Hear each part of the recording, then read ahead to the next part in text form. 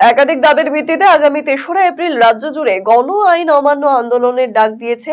এসইউসিআই। তারই অঙ্গ স্বরূপ কোচবিহারের এসইউসিআই জেলা কমিটির ডাকে একই দিনে কোচবিহারের এসডিও অফিসে গণ আইন অমান্য আন্দোলন সংগঠিত করা হবে। বুধবার কোচবিহার জেলা কার্যালয়ে সাংবাদিকদের বৈঠক করে এমনটাই জানালেন সংগঠনের জেলা কমিটির সম্পাদক শিশির সরকার। তিনি বলেন, অভয়ার দ্রুত ন্যায় বিচার, ওষুধ সহ নিত্য প্রয়োজনীয় জিনিসের আকাশ ছোঁয়া মূল্যবৃদ্ধি রোধ, জাতীয় শিক্ষানীতি 2020 এবং রাজ্য শিক্ষানীতি 2023 বাতিল, স্মার্ট মিটার বাতিল সহ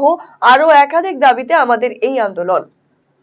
হেফাজতে ছাত্রীদের উপর নৃশংস অত্যাচারের প্রতিবাদে 748টা ওষুধ সহ সমস্ত নিত্য প্রয়োজনীয় জিনিসপত্রের আকাশ ছোঁয়া মূল্যবৃদ্ধির প্রতিবাদে সর্বনাশা জাতীয় শিক্ষানীতি 2020 ও রাজ্য শিক্ষানীতি 2023 বাতিল,